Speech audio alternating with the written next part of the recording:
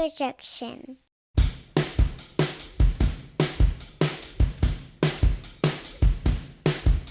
Hey, we're back after a prolonged break. This is Taking It Down, a podcast where other hosts and I affably unpack TV and film for our progressive, busy Alabama people. This podcast is produced by the site, thealabamatate.com, where you can find a plethora of writings and plenty of podcasts. I'm your host, and my name's Blaine Tolkien.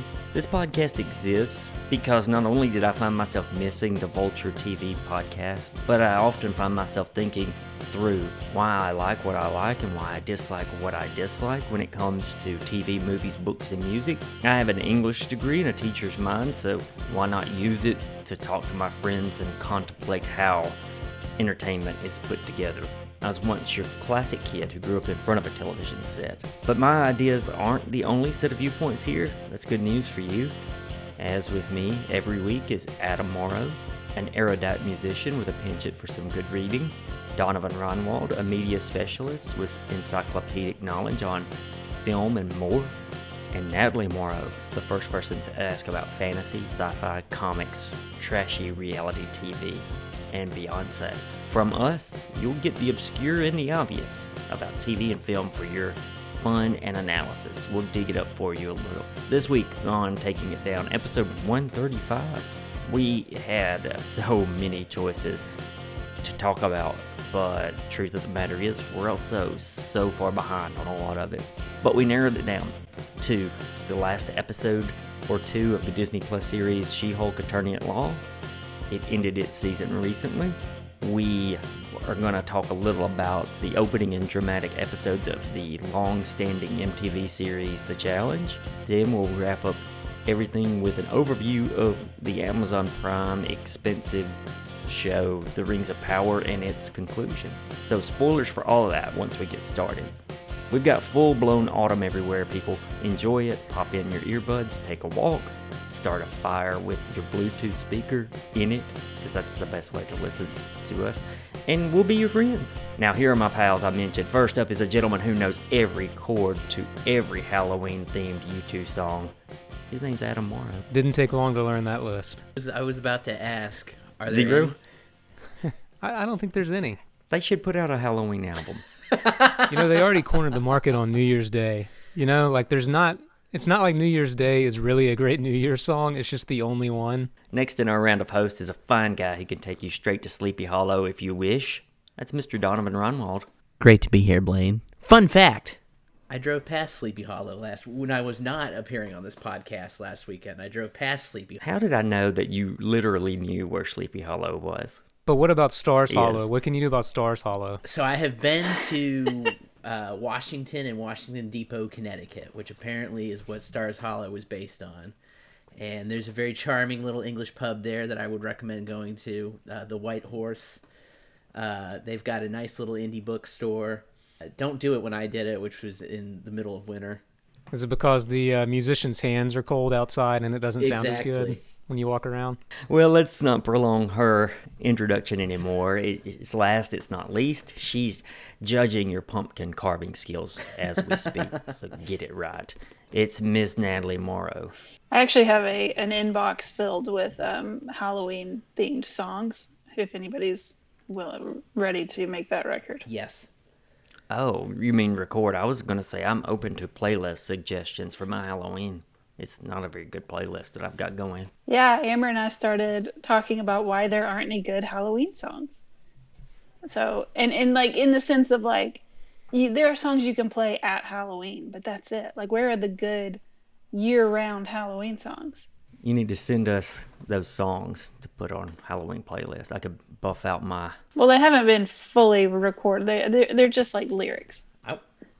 We still have to record the songs. Wait a second. I'm going to pause you. You mean these are songs you're writing? Yeah. Oh, that's even better. Yeah. Amber and I started this project years ago. That we just started writing Halloween songs, and we have to actually make them into songs now. I actually vaguely remember that concept. Okay. Well, Amber, if you're listening, you guys continue, and I'll put them on my Halloween playlist that is shoddy at best.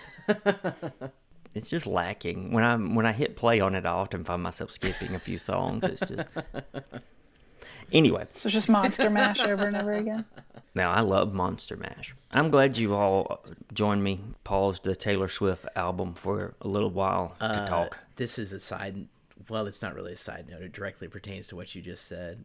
My wife has not stopped listening to that Taylor Swift album. 48 hours it's been released. Did it come out on Friday? Yeah. However long. She has not stopped listening to it. And then it just goes into time to listen to All Too Well, Taylor's version, all 10 minutes of it. Is the new album any good? I've listened to one song. It seemed okay. So we actually talked about folklore on this podcast, we did. and I had said that I wanted her to go back to her more, I like the poppier songs on folklore better. This album is poppier, but I don't actually think I like it as much as folklore. I like the poppy songs on folklore better.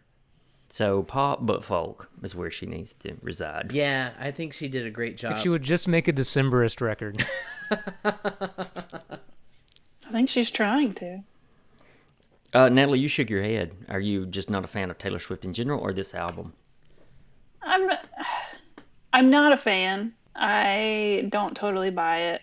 I do think she's got some really great poppy, catchy songs, but I'm not seeking them out.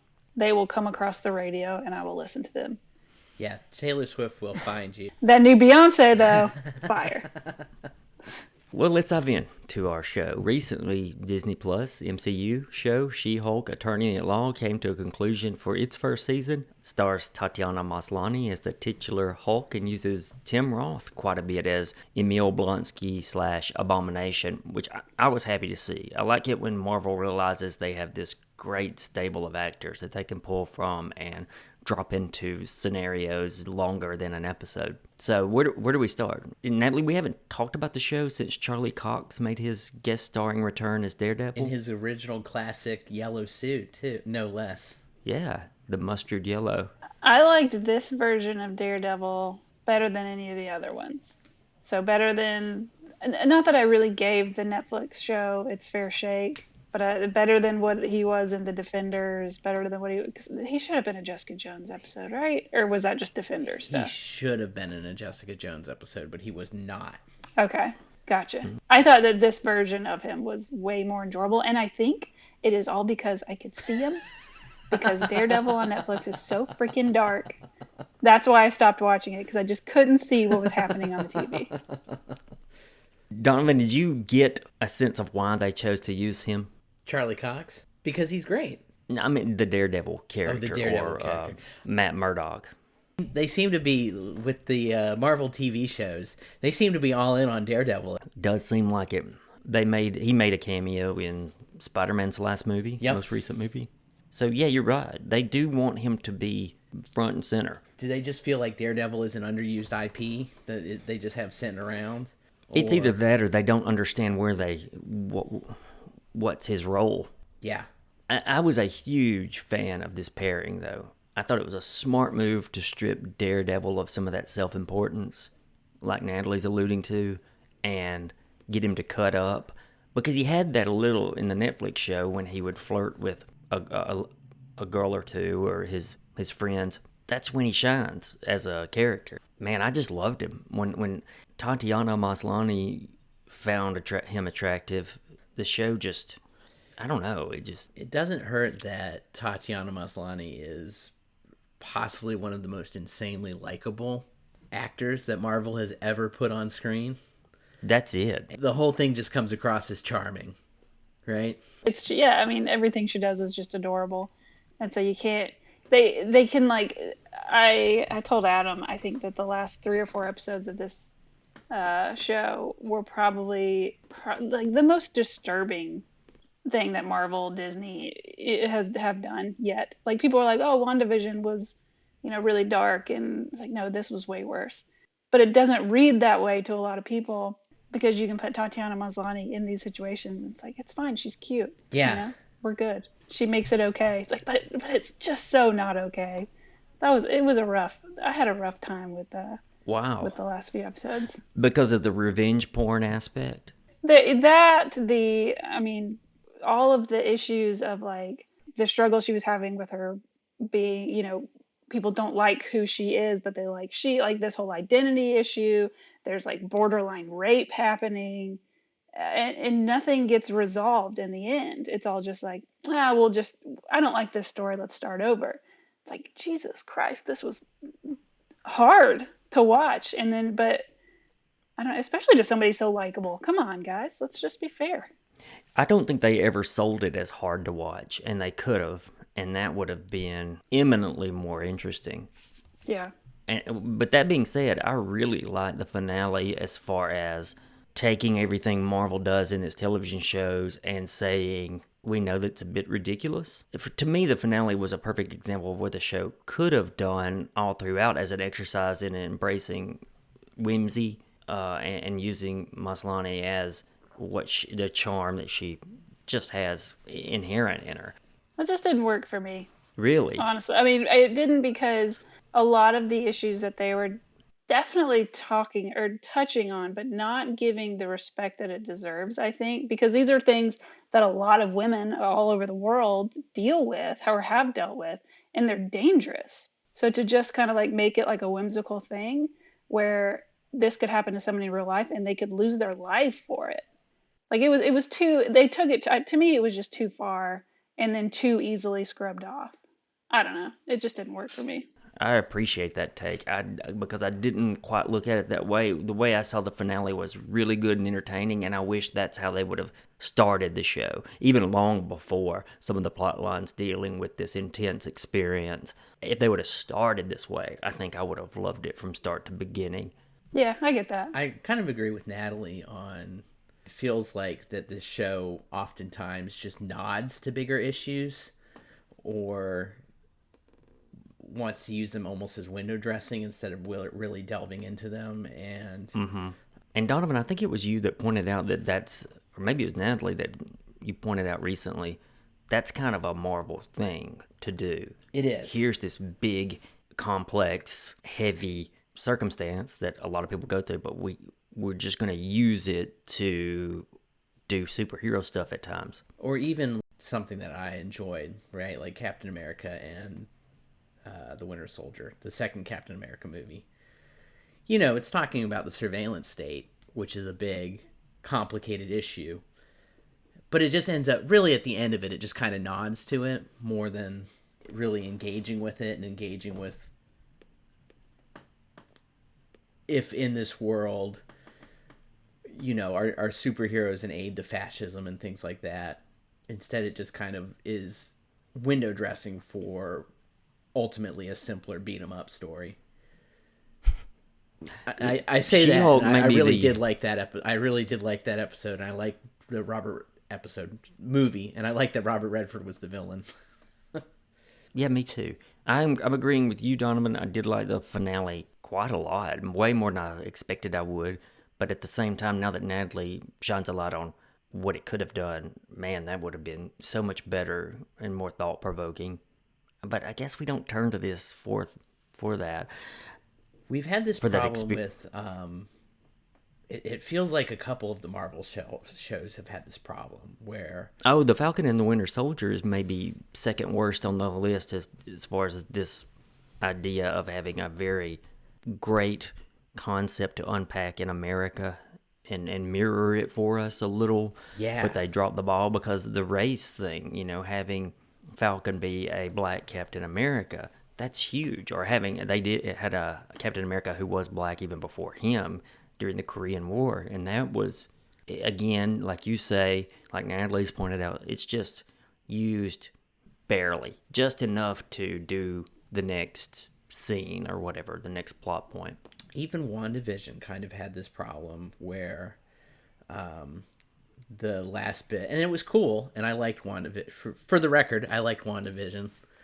The last probably 2 episodes got away from any kind of exploration of grief or what we do to hold on to the past, to just kind of devolve into a beat 'em up, you know, whiz bang spectacle.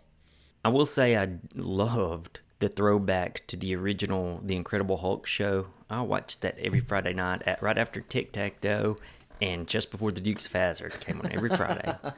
That, you want to talk about a good Friday? That was it. It gave me chills to see it replicated with Maslany in a cameo from Mark Ruffalo. That's so good. Man, how great would it be to see one of these superheroes, She-Hulk, Black Widow, take your pick, to go in and just stamp out incels. It'd be amazing. Let's watch that show. I'd watch Yes. But we can't because that would, get rid of half of Marvel's audience. So that would be a problem.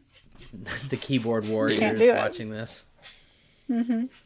They did dance around that they did have those kinds of people, not fully incels, but they did dance around. They have these message board trolls Yeah. who.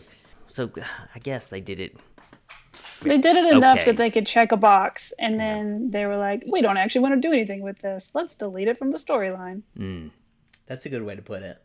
Okay, so I felt that they were deleting the fact that Hulk, her cousin, comes in and helps her with this problem. But you're right, they do kind of even delete the idea of it. But I mean, I guess they allude that she's going to take him to court, but they've taken away, he no longer has the serum, so that means that the whole scene about the guy sleeping with her to get her blood is now gone. yeah, Like, it was too much for me. yeah.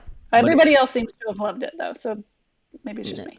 No. I think these are valid. I just mean people on the internet. All the yeah. reviews I've read, Yeah. I'm just like, how is everybody missing this? And maybe it's just a me thing, but I don't know. No, BuzzFeed agreed with you. I glanced Did at it. So the main guy, the main incel, Todd, boy, I just wanted to see him punched by Of course his name She-Hulk. was Todd. Sorry to all the Todds out there.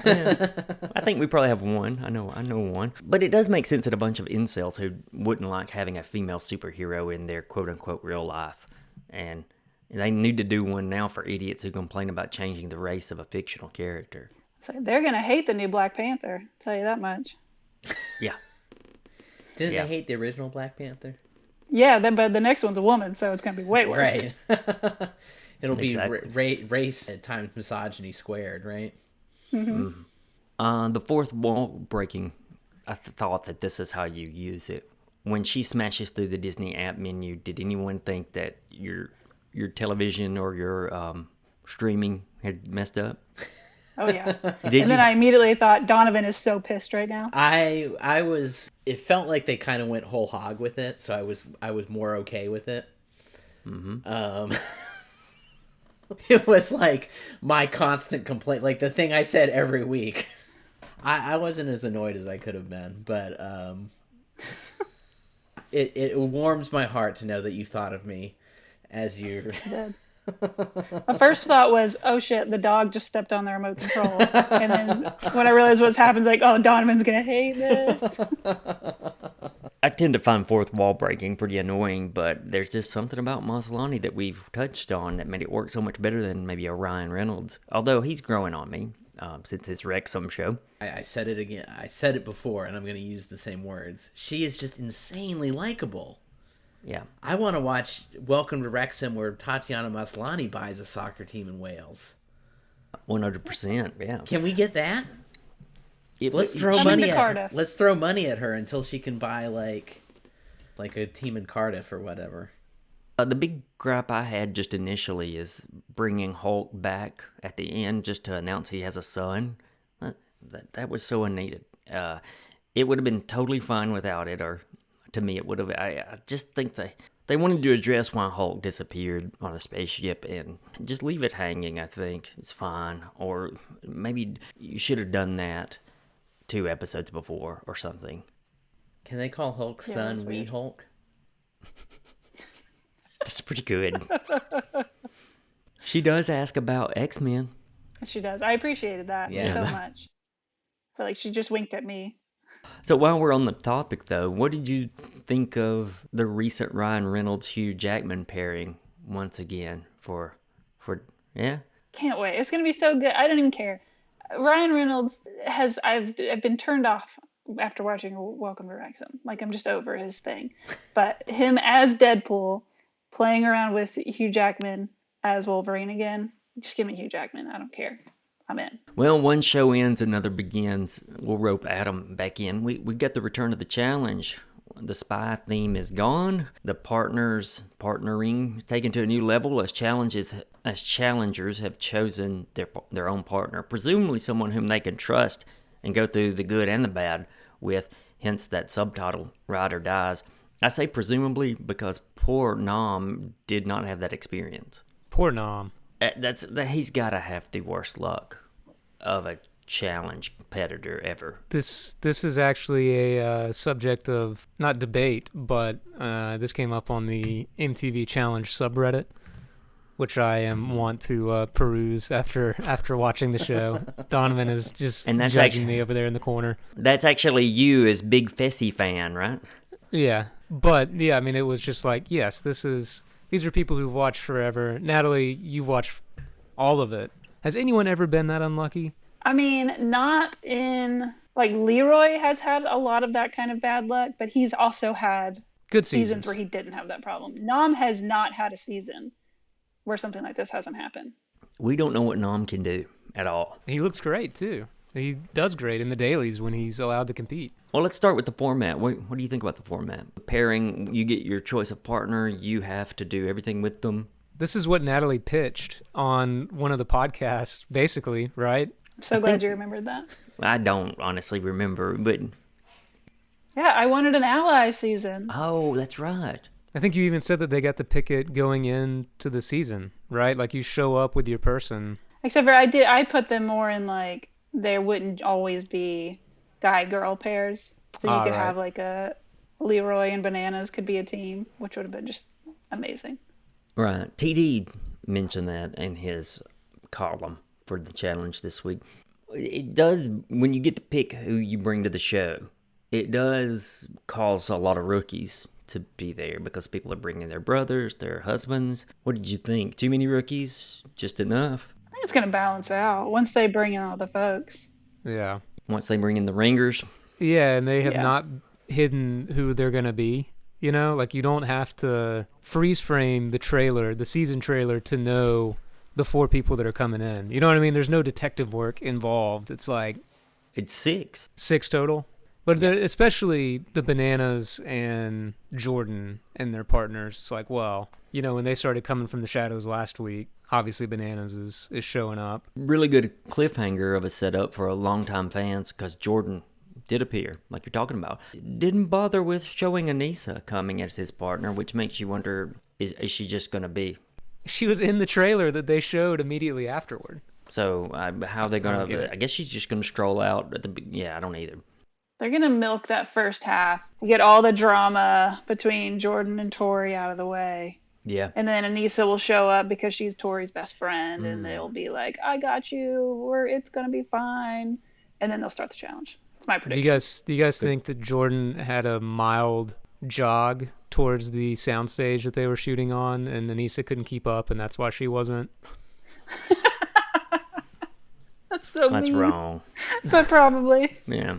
I don't disagree, but it's wrong. Well, it's just a very funny pairing that you have somebody, Anissa, who's very good during the regular season most of the time, and just completely shits the bed in any, like, endurance-based thing. I don't understand why somebody would go on this show and not be able to, like, run a mile, much less, like, a 5K. Like, why even, like, bother getting on the plane if you can't do it? And I wouldn't have said that if she wasn't paired with the best endurance athlete that's ever been on the show.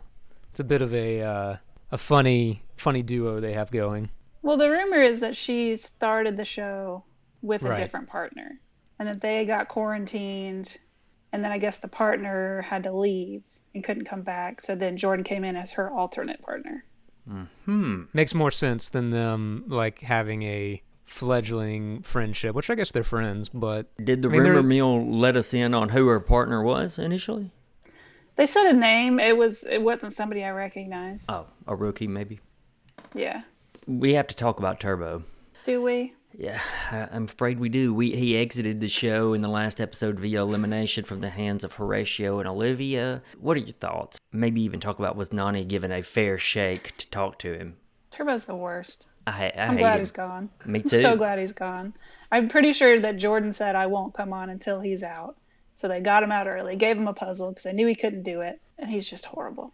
Not even like fun drama. Not like, this guy's annoying, I want to watch it more. It's just annoying. Well, I would like to see him beaten, and that brings me back to a complaint about the format, which I'll save. I'm not sure about them getting him out before Jordan showed up, but I do think people always think that they're picking the elimination based on who gets thrown in. And people have come out, like both competitors and producers have come out and said that's not possible with a lot of them because they spend like 2 days setting up rigging and all this kind of, which I buy in some cases, but in some cases I buy them. Yeah, production looked at this one and saw that Turbo was the guy in the past who had to be removed like times 100 and was going to ruin the whole season. I mean, it seemed like nobody was comfortable being in the house around him. You know, like, there's been some pretty gross things come out about how he treated his partner. I mean, we kind of saw some of that where he told her, all right, come on, and like forced her to leave her. Apparently she was like making his food for him in the house and all this kind of stuff. It's just, I could see how they would tilt the elimination. Oh, he absolutely did not allow her a voice. Zero. I can't even tell you her name. I think it's Tamara. Tamara. But this poor young lady paired with him, Tamara, just was nothing. And that's indicative of some She-Hulk conversation. Yeah. Physically, she looked like she could have been pretty good. I mean, you never know, folks on the show, what an athletic build or muscles translate to. Some folks online were commenting that she seemed to totally light up in a starstruck way when she sat down in front of Bananas and Nani. Turbo was a means to get on this show. Maybe she was this mega fan. There's people reading into all that, which is, I don't know, I think that's funny when people are, you know, I mean, we're talking about the premise is supposed to be these are normal people who are in this interesting situation, but now these people are famous people. It's like when Nelson came on his first season. He was just like fanboy, like, oh, we're doing this. That means this is going to happen. Johnny's going to come give his toast. Can we talk about Nelson's toast? Awful. Natalie thought that that's when Bananas was going to be introduced, right? Or did I say, one of us said like... You said that. Thought that maybe Bananas was going to walk out and like slap the drink out of Nelson's hand and show him how it's done. Sweet Nelson. So I know we hate Turbo, and this pairs with my hatred of him. The format is so reliant on partners that I did not get to see Turbo have a proper beatdown. I would have much rathered Horatio and Turbo go 101 and Horatio beat him. Wouldn't have happened. They wouldn't have, or Bananas, or take your pick, whoever had to go up against him. But the format just ties you to the person, and if you got a weak link person, and you may be one of the weakest links because of them. The thing about Turbo is you don't want to have to beat him. You know, like he was unstoppable in what is probably the hardest final ever. In Wes on record saying that's the hardest. Yeah. He had never been in elimination before. I'd forgotten that. I'm not sure you're gonna beat him that conveniently. Though it was funny to see the social game play out in that elimination. I've been pretty ardent about hating the competitors, the rest of the house chiming in on a final, but I had no problems with it this week. No.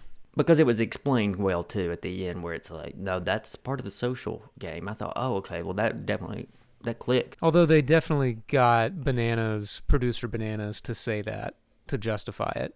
You know what I mean? Like, I think something happened, and then they needed to go out of their way to, like, give it game logic. I mean, I'm okay with it now. If it happens again going forward, I'm just going to sign off on the social political game. So, do we all have crushes on Horatio now? You know who's going to clean up if there's another X's season? Horatio?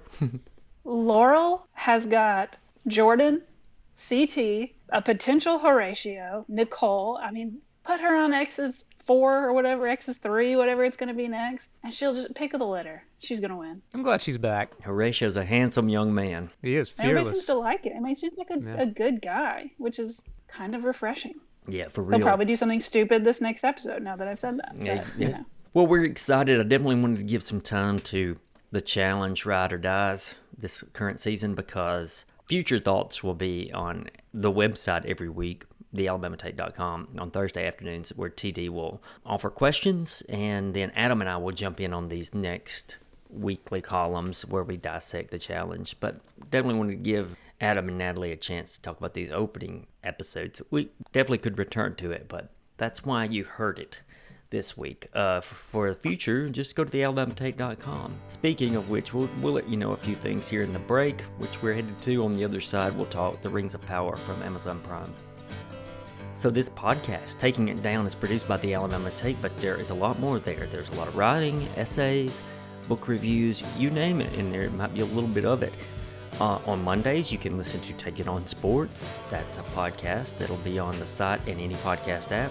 On Tuesdays, it's us. On Wednesdays, the first Wednesday of the month, we'll have Check Your Shelf, our book podcast. Thursdays, coming soon, will be This Song Sucks.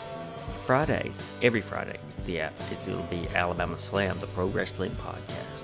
And sporadically, we are Star Wars, which is currently dissecting Andor. Keep up with all that by following the Alabama Take on Facebook, Twitter, Instagram, and we do some TikTok stuff on occasion, but you can definitely use those first three for announcements of when and where. If you enjoy what we do, if you wish to support us, we'll take all you got, because we do have hosting costs, and we're a do-it-yourself podcast network and website. So you can visit the site, click on shop. That'll help a little. You can donate also on the site. We would appreciate it a lot.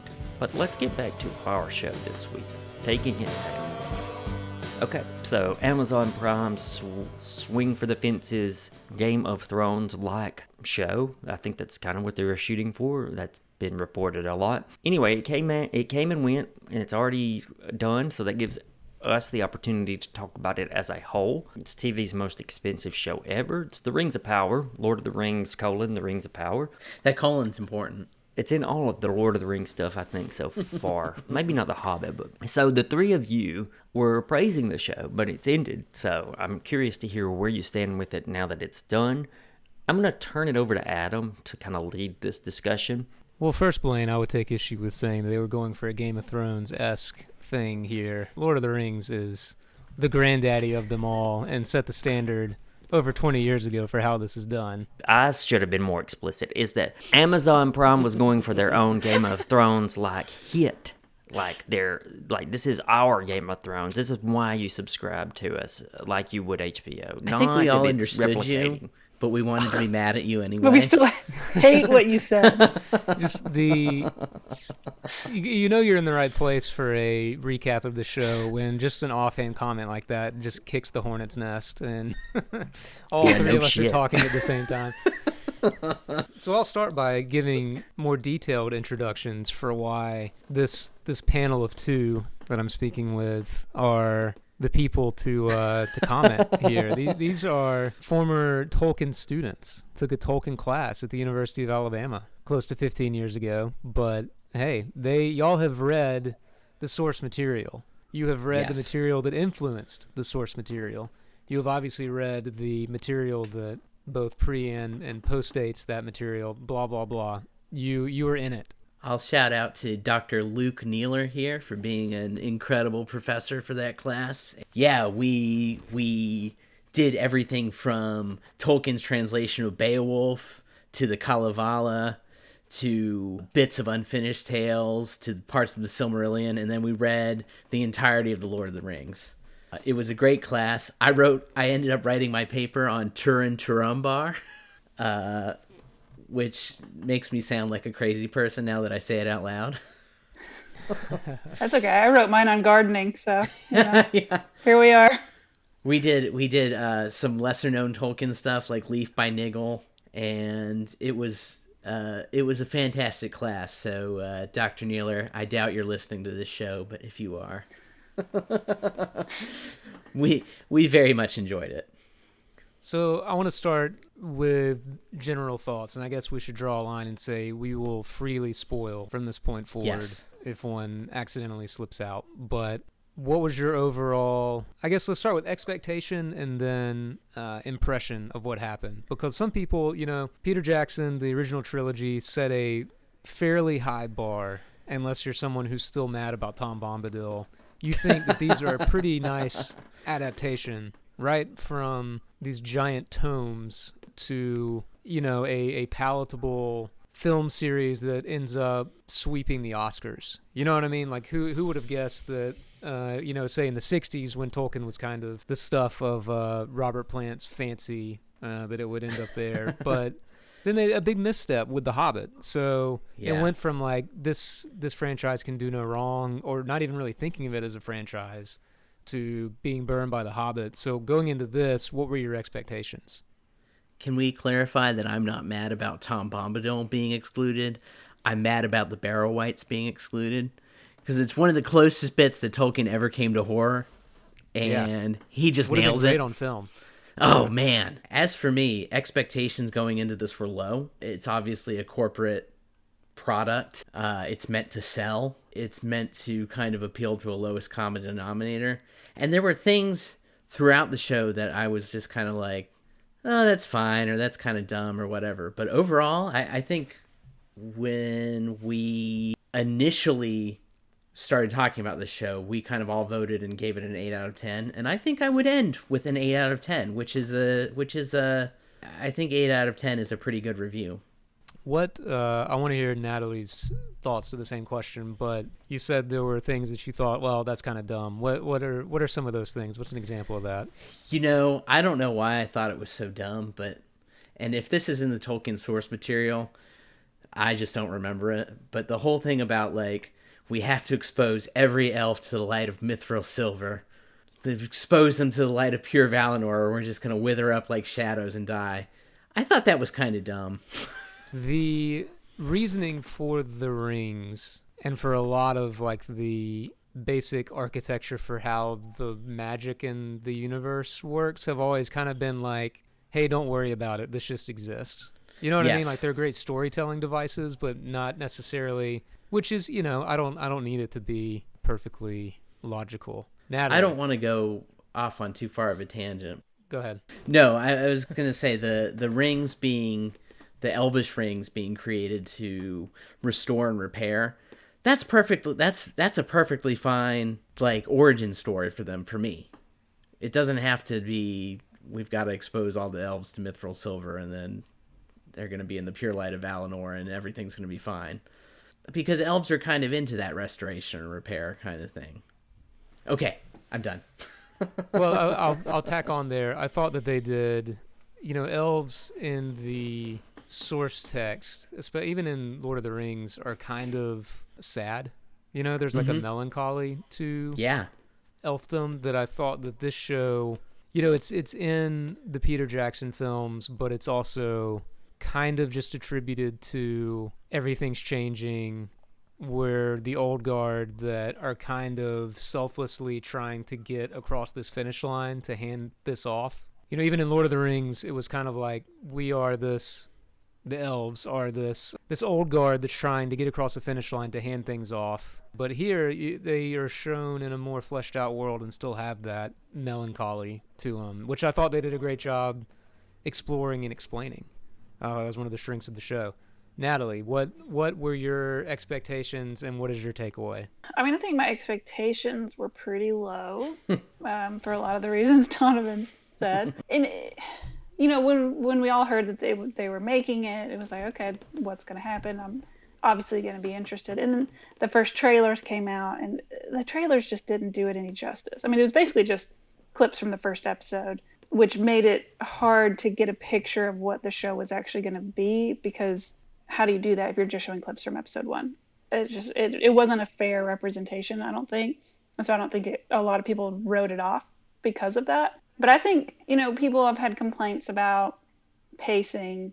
And at first I thought they were complaining that it was moving too quickly throughout the timeline of the source material. But really, now that it's over, it was the opposite. They moved way too slowly, added in a lot of things that weren't... I don't think I would have had this complaint before the last episode. Like, I thought it was like, okay, this is just a slow moving show. I'm fine with it. Like, I'm kind of enjoying taking my time through this. But then that last episode was like, oh shit, this is it. Like, we're going somewhere. This is fun.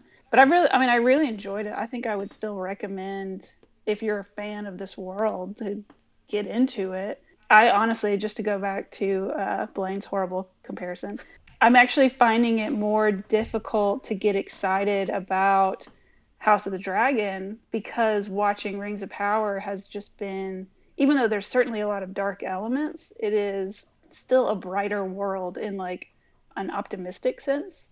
And like I don't have to deal with like just gratuitous gore and sex and all these things. It's like this is a much more pleasant, there are darker things happening, but it's just a much more pleasant world to live in.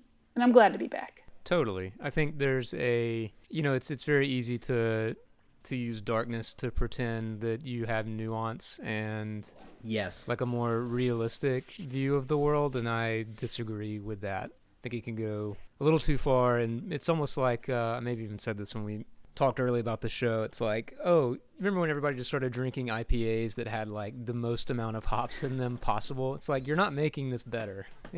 It's just getting more and more of this one thing, and I think sometimes this era of like gritty, no optimism, no big picture. I mean, you can't take away Tolkien's worldview, both shaped from surviving World War I and his faith, out of the whole story. You know what I mean? And I mean, that's not a cool thing to consider in 2022, but I kind of think you have to when you're dealing with someone's creation, and kind of sorting out why that is. Natalie, what you said about it's a more optimistic world, or just there's more room for Hope. Yeah, hope is the right word. I think you brought up a really good and important point, Adam, about the melancholy of it all, though. I think it's from The Lord of the Rings. One of the characters says, from age to age, we have fought the long defeat. And then I think pairing that with what Natalie said about there's something that really struck me. I don't know why. Maybe it was just because I was in the right mood. But there's a bit where Galadriel says, there are powers other than darkness that work in this world, and we have to trust to their designs as well. And I think like the show has done a good job of kind of balancing that from age to age we have fought the long defeat with that hope. At least I didn't walk out of that like, even though some pretty horrific things happened to the quote unquote good guys. Well, I guess there's no quote unquote good guys. They are the good guys. It didn't feel despairing. It felt like it ended on a note of like Natalie said, like, oh, okay, this is going somewhere. Like, where are we gonna head next? You said there's no quote unquote, they just are the good guys. That's true, and that's one of the, I don't know if people have criticisms of that. The orcs are just kind of the stormtrooper cannon fodder of this world, and there wasn't a lot of nuance in the Jackson series. I think two things that they have improved on with the show: the orcs are not only more fleshed out, they're scarier.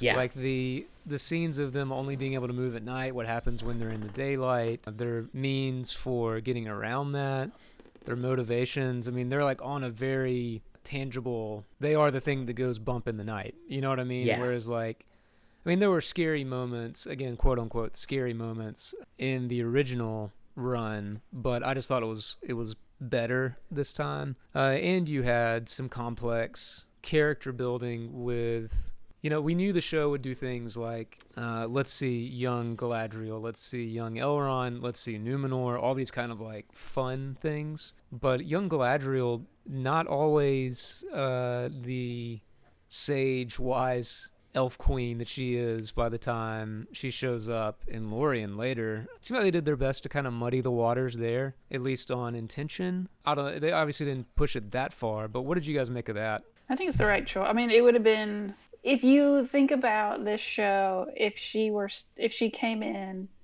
at the level that she was when we meet her in Lothlorien, what even is there to do? I mean, she can read people's minds. Yeah. It's like, where is any of the mystery or the adventure? It's like, we can just stand here and look at each other and we'll figure it out. She can't really change or grow, right? Because in Lothlorien, she's at the height of her powers, really. This Galadriel is one who has a path in front of her. Or potentially has a path in front of her, room to change and grow and become the person that we met in the original trilogy. Also, she's just I've enjoyed the actress who plays Galadriel a lot. She's very dynamic. It's been fun to have someone who's kind of always pushing and questing, keeping the story going. I think she's great. She does a good job borrowing expressions and physical traits from the original run as well. That's really nice, which I think Elrond does too. And kind of flipping him as like this glad-handing politician versus the wise guy in Rivendell is kind of funny. I don't buy that one quite as much. You don't think this is an inaccurate portrayal of Elrond? I think that he's like, on paper, it's fine. This is a me problem. I'm having trouble because this actor, I don't know what his name is. He played young Sean Bean in Game of Thrones. So I'm just like, who are we supposed to be here? It's like it just doesn't look like the girl who plays Galadriel. I cannot pronounce her name. Will not try to. Like you said, has that look, like shares those expressions. And I just don't see any of old Elrond and young Elrond. I actually kind of disagree. I see a little bit of Hugo Weaving coming through. At first, the first couple episodes, I think glad-handing politician is the best way to put him. But then in further episodes, especially as it delves into his friendship with the dwarves, it kind of is like, oh, like this is why Elrond's Rivendell is going to become the last homely house in the West, right? Like this is why the dwarves would end up there, because Elrond has, he is a charmer and he is a politician, but also he's really in a goofy way, almost goofy. Oh, yeah, you know what? I'll say it. In a goofy way, he's very sincere. I thought I found him, and it was a little bit of a side story, but I found his endurance story compelling. I liked their interactions during the fourth, I think. Yeah, the kind of like the orcs. I mean, obviously the dwarves got a better shake in the original Peter Jackson run, but both Durin and his father are a lot more impressive, especially his father, as formidable beings who live under mountains than, say, the Hobbit was. Yeah. That band. And you kind of understand their motivations more, and there's all this stuff, and it almost worked for Peter Jackson to, in the original run, only hint at former glory, because that helps the budget. I would have to think, like, you don't have to film Moria at full tilt or Numenor or any of these things, but seeing all of these places not in ruin and seeing dwarves at the height of their power was all great. And I thought that the stakes for everyone were established. You kind of understand why Durin wants to help his friend, but you also understand why his father is saying that's their problem. Why should I go out on a limb to keep elves alive forever? Thought that was good stuff. Was there any storyline that you just thought, as you were watching it, like you kind of feel your hands start creeping towards your phone? We're spending a little too much time with these people? I hate to say it. I feel like I'm going to get piled on. But the Harfoots, sometimes... I don't disagree.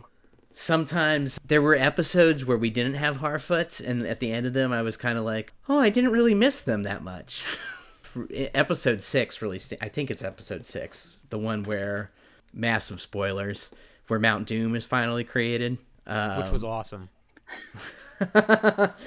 No Harfoots, and I was like, from beginning to end of that episode, captivated. I was gonna say the opposite. Oh, really? I was gonna go with the Southland folk. Yeah, Southland got a little tedious. When it's on, I'm watching it, but as soon as they switch to a different group of people, I've just forgotten what their storyline is. Interesting, because I felt like the Southlanders were much more compelling because they were in the midst of peril right away, than even, say, the Númenóreans, who were just kind of like, are they gonna support Galadriel or not? The thing with the Númenóreans is, again, they are playing with what we already know. Yes. Like you're enjoying, to me at least, it's like, well, this looks like paradise compared to all the other portrayals of men on Earth that we've seen. Why would they ever leave this place? I thought all that was both of those, I was curious which way you guys would go, or if you would throw Moria in and say that got a little boring. But what did y'all? We're obviously kind of making our way slowly toward the reveal of two characters, right? Yes. Who have been a mystery for the whole season, who are directly tied to both of those storylines. How much did you predict who they're going to be? That was the mystery. Everybody wants to know who's Sauron. Where's Sauron in all of this, especially after the elf who has been turned into this orc, kind of, I'm blanking on his name. Adar. After he reacts rather aggressively to the mention of Sauron, where did y'all think that was going to fall? Were you satisfied with how both of the identities were revealed? What did you make of that? For Blaine, who's listening in, massive spoiler line, that I kind of predicted that the stranger was one of the Istar, or Istari. I can't remember what the plural is. Because Sauron didn't come out of Middle-earth, wasn't external to Middle-earth. He didn't have to be sent there. So that reveal was not super surprising to me. Halbrand being Sauron the whole time sort of made sense, but also was sort of kind of out of left field. We see him in the stories. He's supposed to be this very alluring character who kind of seduces people into creating these rings, and I didn't quite see that as much with Halbrand. So he was a little bit like, you could have spun the wheel and just about any character who wasn't Galadriel could have been Sauron, for me. Yeah, I agree. I made my predictions and I was wrong, which is, I love that. Love to be wrong. But yeah, I think I agree with the Halbrand, however you say his name, reveal. We were thinking, surely, obviously this is going to be like the Witch King or one of the Nazgul. Yeah. For him, I think I liked that I'm happy with that he is Sauron. But I think I do agree with you that it's the alluring part. That's like nothing about him. He seems too aloof about everything he was doing. Yeah. And not in like a mysterious way, just in like I don't want to do anything kind of way. Yeah, it was, for someone who's kind of an arch schemer, he really seemed like, and I mean, maybe, who knows, right? Because obviously, for those who know the source material, Numenor is going to come to a bad end because of Sauron. So maybe he would have been just happy to stay on Numenor and weave his webs there. But I think you put it exactly right, where it was like he seemed too aloof and uncaring to be sort of someone that we know of as the arch schemer and the arch plotter in the darkness. So I assume y'all are more familiar with the source material than me. We'll see how good your memory is. That moving forward, we have a lot of other rings to create, obviously. Yes. And we have all of the ingredients for how the first Peter Jackson film opens. Like that great first 15 minutes, the kind of details. Then Isildur, son of the king, took up all that kind of stuff. The Last Alliance, yeah. Do you think that they ended this season with the correct setup, both in terms of storytelling and TV creation and source material, to move forward to those other topics? So I think as far as like a TV show creation, this season has done a pretty good job of setting itself up for season 2. There's a lot of satisfactory wrap up for season 1, but season 2 is, there's obviously places we can go. As far as the source material goes, I'm really interested to see what's going to happen because, again, Sauron kind of beguiles his way into creating these rings of power, and it seems like, the last we saw him, he was headed for Mordor, which might be a little premature on his part. So there's going to be, 4 seasons? 4 or 5, right? I think, based on, if you just think about how this season was paced, we still have to create 9 plus another, 7. 7 plus the 1. We've got 3 more seasons of material. We're fine. I'm interested in the fact that he has been revealed to Galadriel, to the elves. Maybe this is where he starts earning his money as this beguiling figure to pull off the rest of the rings? Yeah, that's what I want to know. And I do think, I hope that the second season does pick up the pace a little bit more. Sometimes it seemed like they had a little bit more episode than they had plot for it, which has been kind of a common complaint with like streaming shows and especially Netflix shows. the way, especially from I think episode 6 onwards, things really started to tighten up and come together. Leaves me hopeful that season 2 is going to be, well, good. Yeah. Yeah. I think I'm hoping that they'll go back to some of those storylines or those groups of people that like we just like why are we here? Why are we spending so much time here? Maybe it'll pay off next season. I didn't mind at all the living in the world. And I know I kind of already said that, especially with Numenor, but I don't know. It's potentially a long series. I didn't mind kind of just getting the pace of things. Do y'all have any other... I have one final question to wrap us all up. Do y'all have any other general thoughts or points that we didn't get to? Just as spectacle, I thought episode 6 was... I've mentioned it a couple times. I thought that one was really good. Everything from the tower collapse with... I can't remember his name. The heroic elf who yes. I really like. Collapsing the tower on the orc army to the charge of the Numenorian, the horseback charge of the Numenorians into the orcs at sunrise. Sometimes it was like, what is Amazon spending its money on? Because it's like, the show was good and beautiful, but also it's like, well, I see a lot of CGI and that's fine, but what are they spending their money? Is this all they're spending their money on? And then with that one, we really got the spectacle. And then immediately right after into episode 7 with the aftermath of the eruption of Mount Doom. Those two were very satisfying. Like, this is that kind of big, to use Blaine's horrible analogy, Game of Thrones moment that I've been looking for. It was, you're constantly playing the guessing game, both of like, who are some of these characters, but also where are they? Like, are we about to see some hobbits pull up to the Shire for the first time? Obviously not, but you're kind of trying to go from a film where it takes the better part of a year to walk somewhere, as Blaine says, those hobbits just keep walking, to suddenly people who can move with a lot more agency and a lot more speed was interesting. The one that got me was I thought they did an excellent job in that episode you're talking about of creating Mordor. Yeah. The tunnels seemed to have the purpose that they were going to have, and then for all of a sudden them to do that was like, oh, this is not only is this like a small scale bad thing going on, this is like a whole empire of evil that's been unleashed, I guess. Like, the scale of everything just went up, and it was pretty satisfying. Yeah, I agree with that. I did laugh a little when the Numenorians came in to save the day, charging in like Rohan at Gondor. Oh yeah, there was definitely some this again. Some you liked this before, right? Like, yeah, like you still like it, right?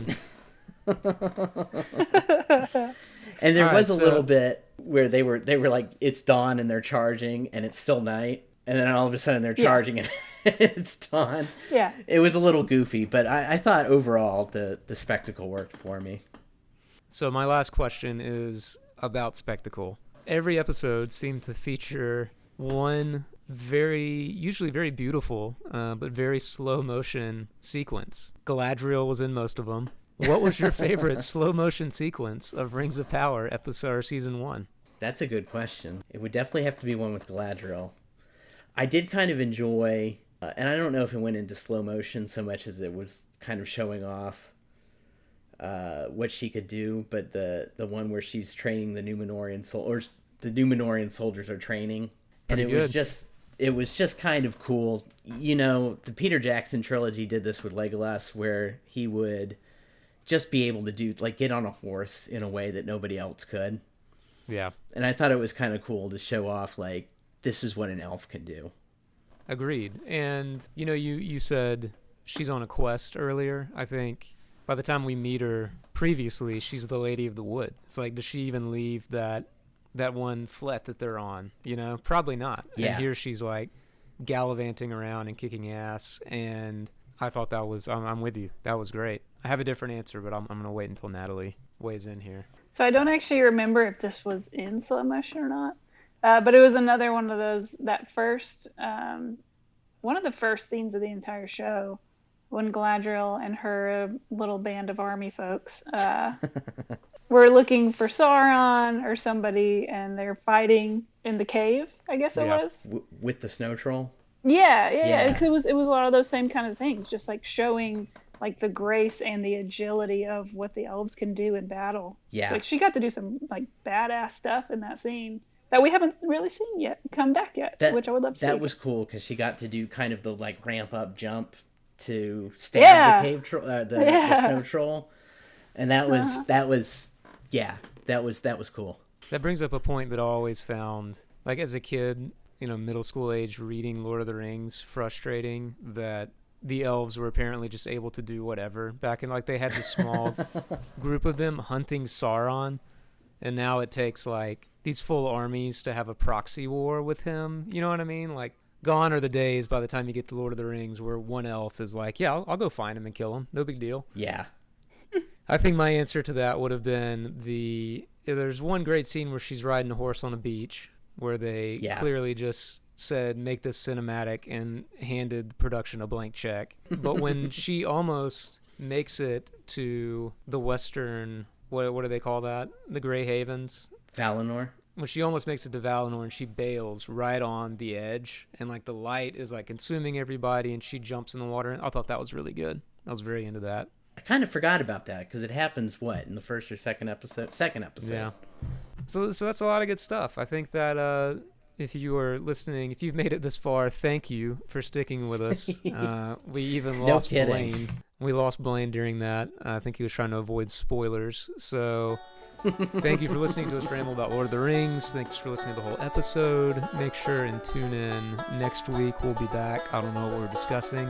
Probably just 60 minutes of us trying to convince Donovan to watch the challenge, but either way, we'll be here. You've heard it before here. You'll hear it again. Thanks, y'all. See you guys.